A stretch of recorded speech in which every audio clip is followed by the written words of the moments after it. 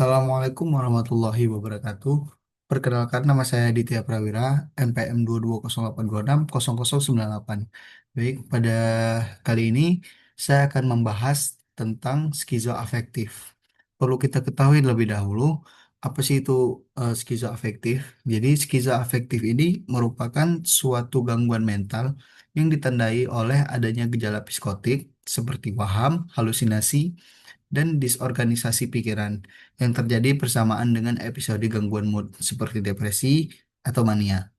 Nah, jadi untuk pada periode gejala psikotik ini juga dapat muncul tanpa adanya gangguan mood selama jangka waktu tertentu. Jadi bisa dikatakan bahwa gangguan skizoafektif ini merupakan kombinasi antara skizofrenia dan gangguan afektif seperti bipolar atau depresi. Untuk etiologi dari skizoafektif ini, ada dia itu bersifat multifaktor seperti ada empat, yaitu ada faktor genetik dengan riwayat keluarga, ada riwayat keluarga dengan skizofrenia, lalu ada atau gangguan bipolar yang meningkatkan risiko. Kemudian yang kedua ada neurobiologis, faktor neurobiologis, yaitu ada gangguan pada neurotransmitternya, dopamin, serotonin, dan glutamat. Lalu faktor psikososial, yaitu dikarenakan stres berat, ada trauma masa kecil, dan isolasi sosial. Lalu untuk faktor lingkungan, yang terakhir yaitu ada penggunaan zat psikoaktif, contoh seperti ganja, serta ada komplikasi yang perinatal. Nah, untuk faktor risiko dari skizoafektif ini, ada beberapa yang dapat meningkatkan risiko terjadi gangguan skizoafektif ini, yaitu di antara lainnya seperti ada riwayat keluarga dengan gangguan psikotik atau afektif. Lalu yang kedua yaitu ada stres psikososial berat atau peristiwa kehidupan yang traumatis. Dan yang ketiga itu ada penyalahgunaan zat psikoaktif, contoh seperti ganja tadi. Nah, eh, lalu untuk tanda dan gejala mengetahui bahwasanya ini skizoafektif dilihat dari tanda gejalanya itu. Jadi dia ada dua, dibagi menjadi dua tanda gejalanya, seperti dari gejala psikotik dan gejala afektif.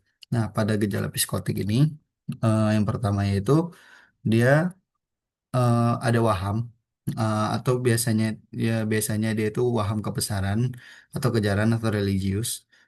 Jadi waham kebesaran ini dia merasa dirinya mempunyai suatu kekuatan.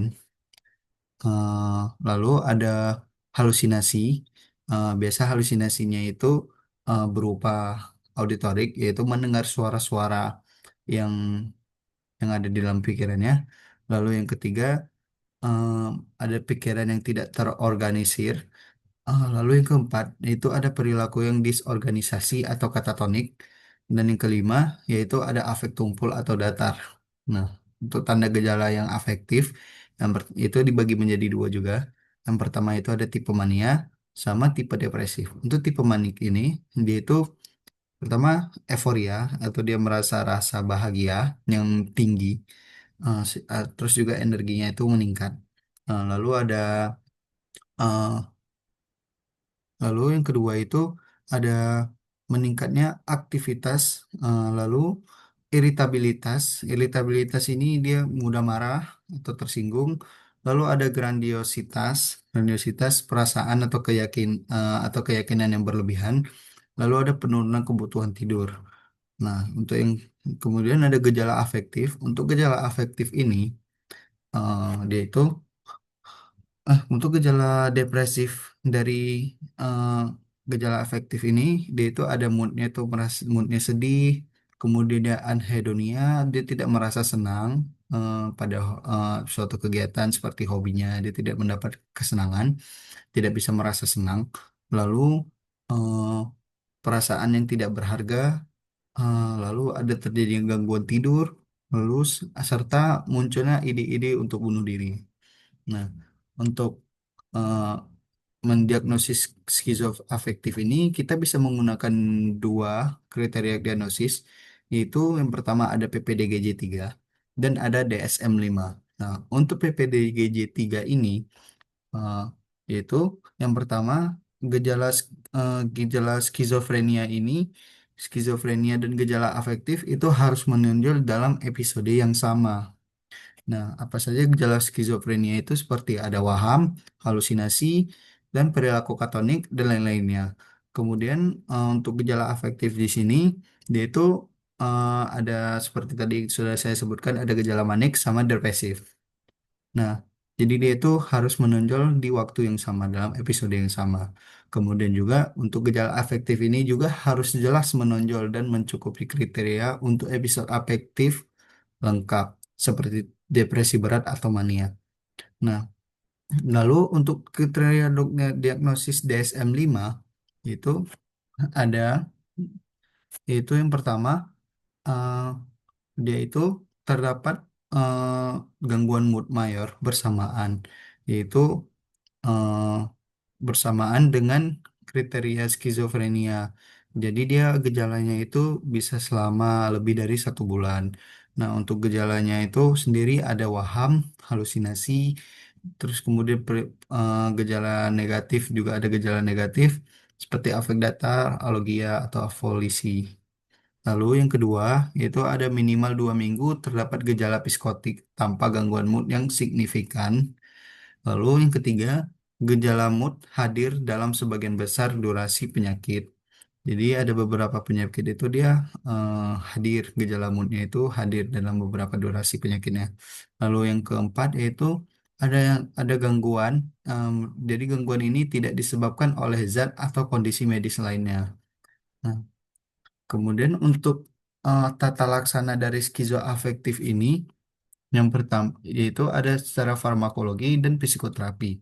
Nah, untuk secara farmakologi, yaitu yang pertama bisa diberikan antipsikotik atipikal, contoh seperti risperidon, lalu ada olazapin, olanzapin, dan lain-lainnya.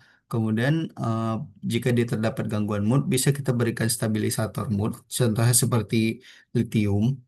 Eh, Lalu juga yang ketiga, jika dia merasa tipe depresi, jadi bisa kita berikan juga antidepresan. Contohnya seperti SSRI, yaitu ada fluoxetine, lalu ada sertralin. Nah, jadi dia digunakan untuk tipe depresif. Lalu yang keempat juga bisa diberikan benzodiazepin. Nah, jadi benzodiazepin ini diberikan bila ada agitasi atau gangguan tidur. Nah, untuk yang tata laksana psikoterapi itu, yang pertama yaitu ada terapi CBT atau terapi kognitif perilaku. Jadi untuk membantu pasiennya itu mengenali dan mengelola pikiran yang irasional. Lalu yang kedua bisa kita psikoedukasi. Jadi bagi pasien dan keluarga itu kita edukasi untuk meningkatkan kepatuhan terhadap terapi. Lalu yang ketiga ada terapi secara sosial dan rehabilitas. Nah, untuk meningkatkan kemampuan sosialnya dan fungsi pekerjaan.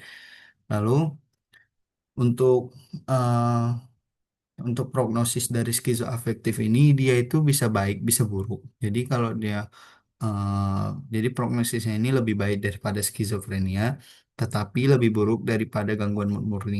Jadi untuk prognosis baiknya itu dia onsetnya itu akut, kemudian ada dukungan dari sosial yang baik, lalu kepatuhan pengobatan eh, yang tinggi. Maksudnya di sini dia eh, mau mengikuti instruksi pengobatan, lalu tidak ada penyalahgunaan zat. Lalu jika apabila prognosis buruk itu dikarenakan ada onset dini, lalu gejala negatif yang menonjol, lalu ada kepatuhan terapi yang rendah, dia malas minum obat atau lain-lain. Kemudian juga ada riwayat keluarga dengan skizofrenia. Baik. Mungkin hanya ini dari saya. Lebih dan kurang saya mohon maaf. Jika ada salah kata saya mohon maaf. Assalamualaikum warahmatullahi wabarakatuh.